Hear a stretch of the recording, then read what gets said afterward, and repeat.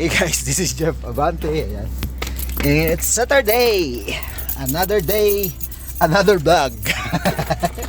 So ayan, another day, another vlog na naman daw. Ayan. Ano bang nakaano ito? So, today, punta tayo ng Costco. So, tatakil natin yung katanungan ng aking schoolmate. Misis kong sinundo na namin. Ay nako. Oh. Tagal nyo eh. Nag-edit pa. Tagal eh. Ang tagal kasi niya eh. Dami kasi diretso galing sa trabaho, diretso na kami doon sa Medicine Hat. So, mamaya tamang-tama pagkukwentuhan natin, kasama ko ang aking pamilya. So, yun guys, bibiyahin na tayo papuntang Medicine Hat. Habang nagbibiyahe tayo, kwentuhan tayo. Medyo tunaw na ang yellow at na kami. Bagong? Ano? Parating na naman ang bagong Snow. Yellow. Yellow. Pa-deliver. Yellow. Kaya nga. 2 pesos isa. 2 pesos isa. Sige guys. Kwentuhan tayo mamaya konti. Nasa daan na tayo. Misis ko galing trabaho, pagod na pagod. Dahil kahit weekends may work siya. Nabaliktaran niyang work niya. Yung pagiti-ngiti pero pagod na yan. Anak ko nagda-drive.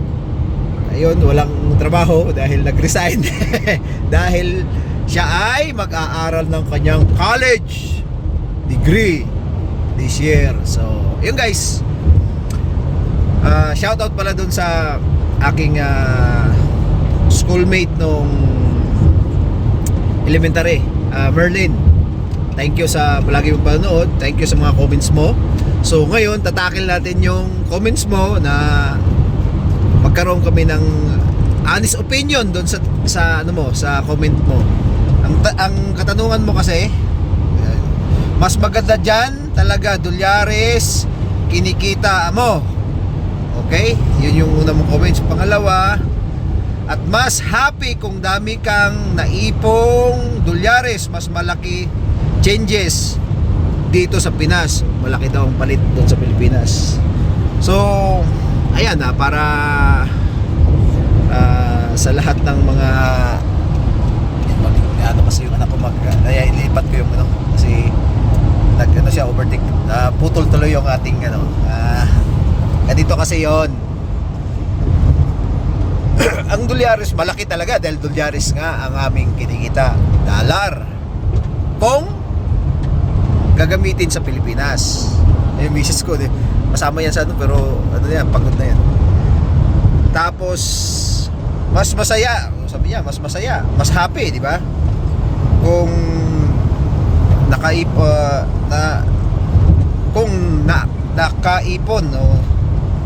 naipong dolyares, mas malaki changes.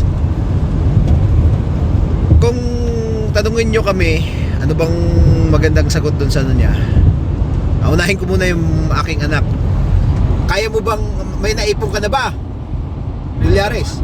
Ayun, Meron naman. Kayang-kaya namang sa tingin mo Kung i-convert mo talaga sa peso, malaki. Pero kung dito, syempre expenses mo dollars din. Hindi ganun rin, sapat din. Pero syempre kung may pamilya ka, marami kang expenses. wala pa naman pamilya dak eh. Kaya nga, hindi ka makakaipon ng malaki. Hindi ka Depende rin kasi sa sa pag-manage mo ng pera. Syempre pag marami kang expenses, hindi ka rin makakaipon ng marami. Lalo na ikaw, nagbabayad ka pa ng student loan mo. Hindi, kahit pa paano sa akin, wala pa naman akong maraming expenses. Okay. Kasi yung ibang expenses sa'yo pa. Nakakaipon. Okay, nakakaipon daw siya. Misis ko naman, nakakaipon ka ba? Meron naman, maliit nga lang. Gaano kaliit? Ganon. Ganon. Maliit nga lang. Kasi nga, marami rin mga pinagagamitan. Pag sahod mo, kailangan mo grocery. Grocery. Diba? Sa kanya kasi yung Asawa groceries. kasi naka-assign siya sa pagbabayad ng mga insurance ng bahay namin. Ano ba? Kaya Insurance lang at saka bahay? insurance ng sasakyan, mga utilities, ganon. Kung siguro mag-double job ka pero at the end ibigay. Bigay. Marami naman. Marami ka nang naipon, pero mapupunta rin naman sa ano no, sa health. Diba? Okay. Yan. So kasi single job lang kami. Okay. So yun lang, wala ka ng ano. Wala ka ng Yun iba lang pa yun, para sa akin. para sa kanya.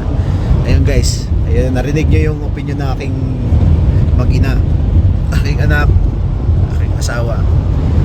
So Dulyares, actually magandang pakinggan. Dulyares, magandang pakinggan. Kung totoong makaipon ako ng maraming Dulyares, sabi sa comments mo, mate, aba, napakasaya ako, napaka-bless yun. Kaya lang, sa status namin this time, yung sweldo ko is tama lang pambayad sa bahay, utilities. Utilities is yung utilities, ibig sabihin nun yung mga Wi-Fi. wifi, yung kuryente, yung gas, yung tubig, mga bills namin sa ano, sa lahat ng mga bills sa bahay, garbage, yan. Hindi naman to parang nasa ano lang, nasa Pilipinas lang, nasa probinsya ka, pwede mong ibato dun sa gilid-gilid, mag ano ka lang. So yun, doon napupunta ang aking ano. Tapos yung maintenance sa sasakyan, dahil hindi naman brand yung sasakyan namin, mga gas, gas, yung ano pa, yung phones namin, akin pa lahat yung ano, sabing tatlo, ako pa yung nagbabayad. Ano pa ba? Insurances, sabi nga, insurances kasi maraming insurance eh. Property tax. Property tax ba? Humabol pa misis ko. Ayan. Property tax. Maraming binabayaran. Kumbaga, yung aking sweldo doon lang napupunta. Minsan nga kulang pa. So kung makaipon ako ng Dulyares, siguro hindi nyo na ako makikita dito sa Canada kasi magpo-for good na kami ng misis ko sa Pinas. And hoping at praying that someday si God ay kumbaga i-grant yung bagay na yon, kasi dream din namin na ano, pag umuwi na ng Pinas, kasi matagal na ako, kung tutusin, ilang years na ako, magna 9 years na ako dito this year sa Canada, 9 years ako sa Saudi, so 18 years ako ginawa ko. Ibig sabihin, half of my life abroad, yun, diba? So yun guys, ano, actually noong mga panahon na nasa Pinas ako, ang palagi kong sinasabi sa sarili ko na makapag-abroad lang ako, baka kaipon ako ng pera, kasi inano ko, yung kinakalculate ko, ang laki. Pag inano mo, kinakalculate mo yung sweldo mo eh. Ang di lang natin alam, at di ko alam noon, pagdating pala sa abroad, yun din yung gastos mo, yun din yung gagastusin mo. Kung dollars, kung income mo, dollars din ang gagastusin mo, dollars din ang pagkain. So hindi siya talaga ganoon. Talagang hanggang ano lang, kumbaga imagine lang natin yan, pero reality, walay ipon. Meron akong ipon noong mga panahon na ano, nas misis ko yun, ninantok na yan eh. Meron akong ipon, mga resibo. Kaya guys, hindi ganoon kadali ang ano, hindi ganoon kadali ang ating iniisip na makapag-ipon ng dollars para dalhin sa Pilipinas. Kung di nyo lang alam, halos lahat ng nasa Canada ay hindi na umuwi dahil ang pamasahe napakamahal. For example, nung umuwi kaming tatlo, syempre ako magbabayad, ako tatay, $2,300 yung isa sa amin, back and forth. Kumbaga round trip na yon. So magkano ang 2,300? So nasa ano kami, halos 7,100, mga ganun, di ba? Ang 6,900 pala, 6,900 kasi 2,300. di pa kasama doon yung tax kasi may mga tax pa doon sa ano eh. Ano lang yun ha? Pamasahe lang yun dito sa Canada papuntang Pilipinas at Pilipinas pabalik ng Canada. So 2-3 ang isang ano namin, ang isang pamasahe namin. So magkano yun? 6-9. So times mo sa ano? Times mo sa 40 lang, kahit 40 lang ano, malaki-laking pera yun. 1,000 yun sa Philippine money. Pamasahe pa lang. So yun ang mga reason na halos walang makakauwi ng Pilipinas. Kaysa ipamasahe mo, yung iba piyapadala na lang sa mga mahal na sa buhay sa Pilipinas. Lalo na kami, nandito na ang pamilya ko, dito na ang anak ko, dito na rin yung misis ko, kahit inaantok na yan, oh, nakapikit, oh. Natulog ka na nga dyan. Natulog ka na. Hindi ka naman makita dito. Ayan. So, yun guys, maganda talaga, magandang pakinggan. Magandang pakinggan, dolyaris ang kinikita. Magandang pakinggan na magandang isipin na makakaipon ka ng dolyaris na marami, kahit milyon. Isipin mo kung makaipon ka ng milyon. Sana, in Jesus name sana, nawa, kung mangyari man yun, makaipon ako ng ganun. So nasa 40 million yun. So uwi na ako nun. Pero kumbaga malabo, napakalabo ng makapag-ipon ng ganong kalaki. Maganda reality, maganda lang pakinggan, maganda lang isipin na dolyaris ang income, pero dolyaris din ang gastos namin dito. So lalo na kung yung misis ko kasi dati halos lahat akin hindi na talaga kasya yung hindi na kasya yung sweldo ko para doon sa lahat ng bayarin. So sabi ko sa kanya, kahit man lang yung sa pagkain namin, mga groceries yan na lang. So yun guys, kasi nasa mag-asawa yan, nasa mag-asawa ang nasa mag-asawa ang pag-uusap niyan. Paano nyo hati-hatiin? Depende sa'yo kung gusto mong hati kayo. Kasi dito sa Canada, gender equality dito kahit babae, lalaki ka, kung gusto mong ganun ang patakaran mo sa mag-asawa kayo, o hati tayo, nasa inyo yun. Pero para sa akin, halos akin na lahat ng yung sa groceries na lang sa misis ko. Yun, ang misis ko nahiga na dahil pagod nga yan, pagod yan sa trabaho. Galing lang trabaho, diretso lang kami kasi may bibilin kasi kaming mga gamit sa bahay. Sabi ko nga sa inyo, every week namimili kami ng mga groceries namin, namimili kami ng pagkain. So parang Pinas lang din version, kaya lang Canada version kasi sa Canada kami. So dollars din ang nilalabas. Kaya lang kagandahan dito is yung makakain ng mayayaman, makakain namin. Yun lang pinagkaiba sa Pilipinas at dito. Kasi sa Pilipinas talagang ang liit ng sweldo naman talaga. Ako na, isa na ako sa yun, anak ko, magsasabi. Yung kulang. Pag siguro pupunta ka dito pero hindi ka magiging resident, yung plano mo rin uuwi, kunyari after 10 years uwi ka rin, mag-ipon ka nun, siguro pagbalik mo sa Pinas makakaipon ka na ng 1 milyon.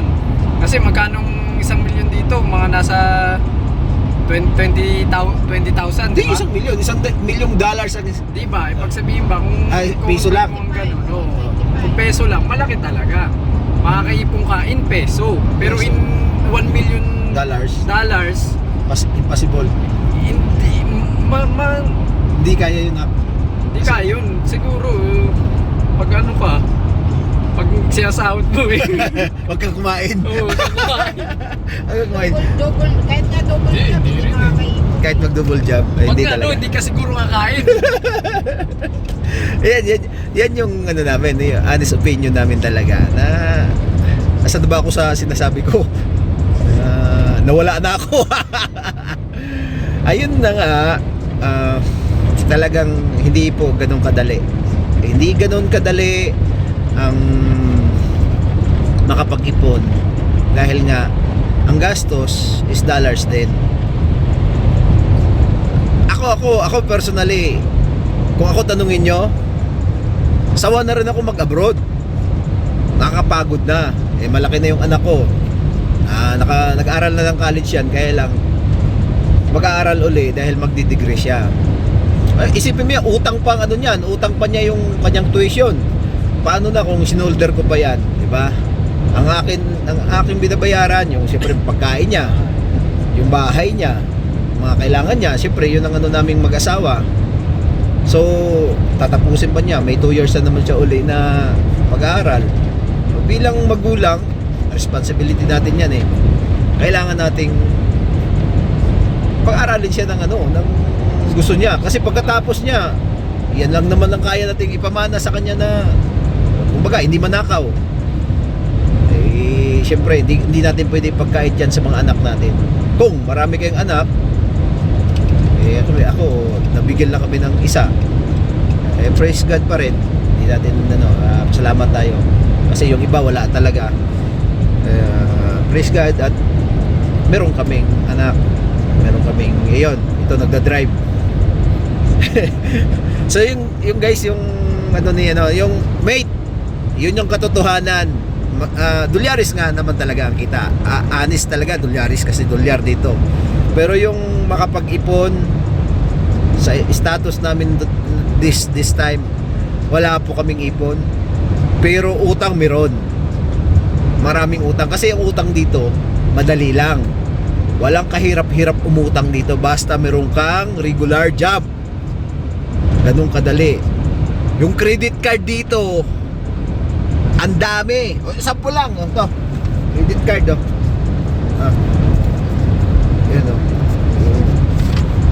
credit card yan, dalawa. Meron pang line of credit. Meron pa ako isa doon, di ko na dinala. So napakadali lang.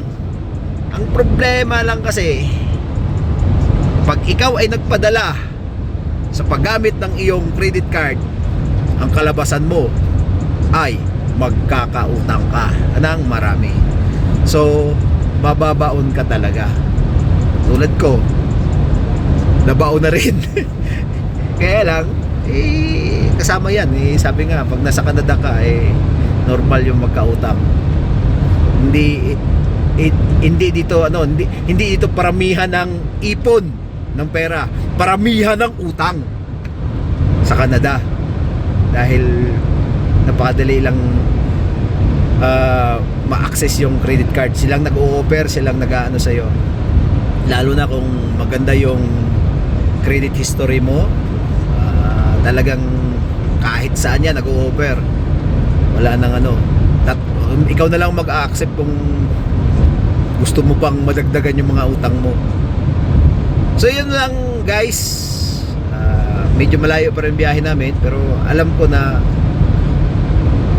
ang katotohanan, ang reality, mahirap pong makapag-ipon ng dolyares o milyon para lang. Kasi kung tutuusin, kung meron na kami, sabi ko nga sa anak ko, uwi na kami ng Pinas. Bakit pa kami mag-i-stay dito? Siya mag-i-stay, pero ako matanda na ako. Sabi ko nga sa'yo, 18 years na akong nag-a-abroad, di pa kasama yung local sa Pilipinas, diba? Doon pa lang, syempre gusto ko na ring i-enjoy kung pwede nga i-enjoy, kasi dito bawal magpahinga. Kailangan magtrabaho ka. Once na ikaw once ikaw ay nagpahinga, sigurado talaga yung mga bayarin mo ay magkukulang. Ayun guys, yun ang katotohanan sa buhay Canada. So may thank you sa mga mga comments mo. So kung mayroon pa kayong mga comments na dapat nyong malaman dito sa Canada, na nasa Pilipinas, naghahangad mag-abroad, di masamang maghangad ng mag-abroad. Hindi masama yon, dahil may pera talaga dito. Ang problema lang, pag dito mo ginamit, mauubos kasi dollars din. Pero kung ikaw ay nakatira na dito, nandito ka na, residence ka na, tulad namin, malabo po makapag-ipon. Yun po ang katotohanan, reality sa buhay. Kaya nga kami, magti 3 years na. 3 years na. Next year, magti 3 years na ako hindi nakauwi ng Pilipinas. Diba? So, ibig sabihin, iba pa nga. 15 years, 20 years, hindi umuwi. Dahil yung pangmasahe. Lalo na kung meron kang 5 anak, plus 2 pa kayo mag-asawa, 7 kayo. So, mahirap po. Kaya kadalasan nasa Canada, nag-abroad na hindi nakakauwi, hindi po nila kayang bayad ng pamasahe. Mas gugustuhin nilang ipadala na lang.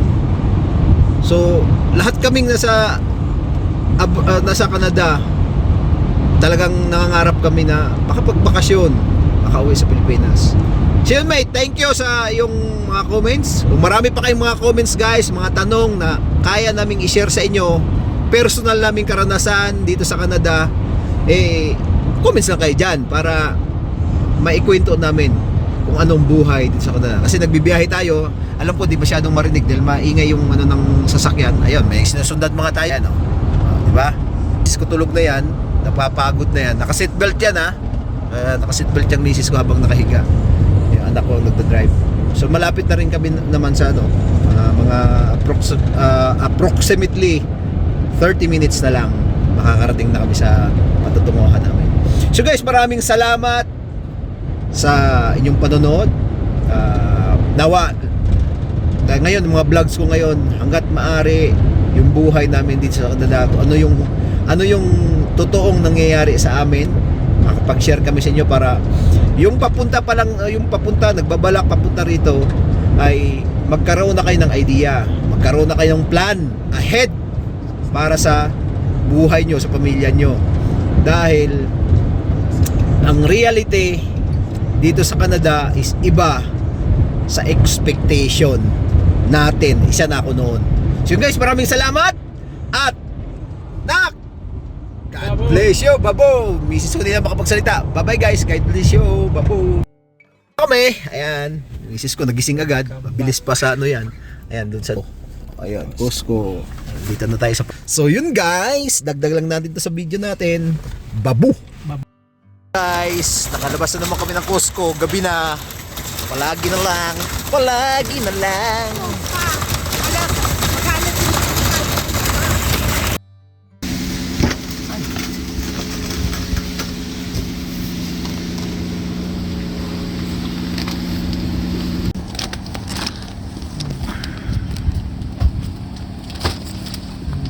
Doon yung ano pala namin.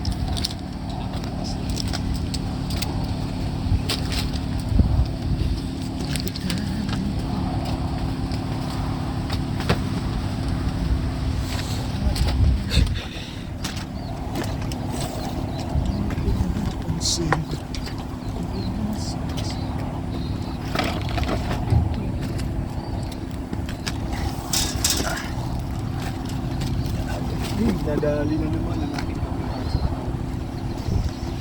Hindi naman siyang nagagalaw.